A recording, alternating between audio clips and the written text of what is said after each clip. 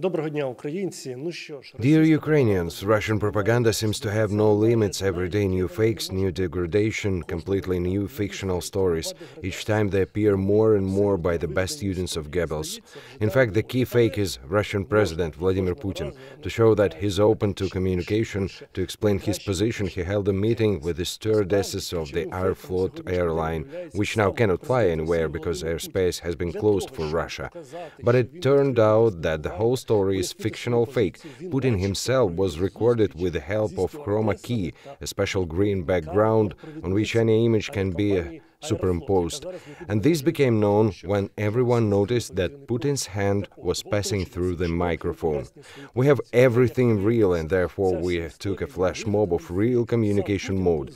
This video is fake. Putin is sitting alone. You can see it if you take a look closely at the reflection in the teapot. There are no flight attendants around him. What Putin talked about there, we will not even dwell on it. This is propaganda and absolute fake spread by the Russian state to justify its aggressive war against Ukraine. Another technology of Putin's propaganda is to make symmetrical stuffing. For example, Ukraine reports that the Russian army bombed the 25th Lyceum in Zhytomyr. This footage was spread all over the world. After that, Russians used their propaganda resources to make symmetrical message. They say that Ukraine bombed a school in Donetsk. There is no evidence for this. Ukraine reports that 4 Russian planes, 5 planes, 6 planes were shot down, after Russian propaganda says 4 Ukrainian planes were shot down. Unlike Putin, we have video evidence of how Stinger gets into a Russian helicopter, and we know exactly who did it. This helicopter was shot down by Valery Grus, who has been fighting since 2014 in the famous Black Cossacks unit. And the cameraman who filmed these historical shots is the former MP, Igor Leshchenko.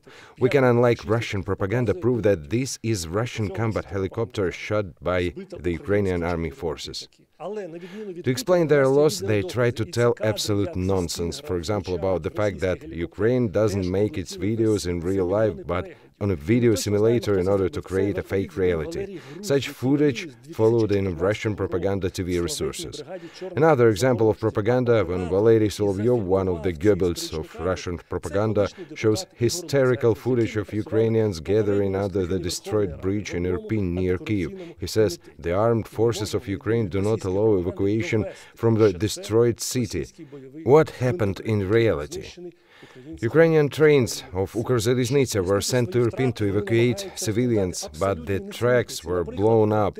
The cars derailed, no one was hurt because there were empty cars. People had to evacuate on foot, and the air raid began. Civilians gathered under the bridge. They created humanitarian catastrophe, destroyed the city. Then they say that Ukraine doesn't allow civilians to be evacuated. That is, they create problems. And that is, they blame us for it. Another lie is that Ukraine holds foreign students. It's fake.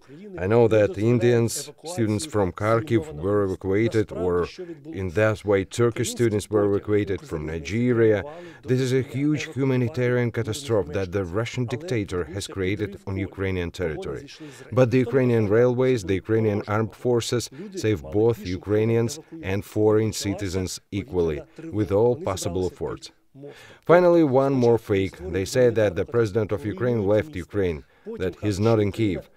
We know this is a lie. But now they are calling to return Yanukovych to authority. One of these messages was abandoned by Kadyrov. Ukrainians, keep calm, stay committed to the interest of Ukraine. Listen only to Ukrainian sources of information. Do not panic, do not react to information fakes and propaganda campaigns that the enemy is deploying. Glory to Ukraine.